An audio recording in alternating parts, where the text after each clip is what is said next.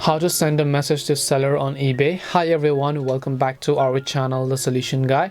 In this video, I'll simply guide you on how you can send a message to seller on eBay, so make sure to watch the video till the end. In order to send a message to a specific seller on eBay, all you have to do is just go ahead and first of all go to ebay.com and sign into your account. Then browse the specific product on which you want to contact the seller for. So let's say I'll just open this specific product.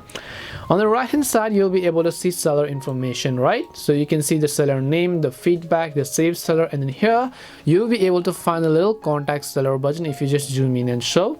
So just click on the contact seller button, and once you click on the contact seller button, it will take you to a page where you can simply contact the seller basically. So at the bottom you can see, did you find the answer? So contact the seller again, and then it'll ask you to choose a reason as to why you're contacting. So write your message to the seller and then add some photos and then send a copy, and then just click on the send message, and the seller will actually receive your message and then get back to you. So I hope this video helped you. If it did help you, then make sure to leave a like and subscribe to the channel. If you have got any more questions, queries, or doubts, feel free to leave them down. Thank you very much for watching till the end, and see you in the next video.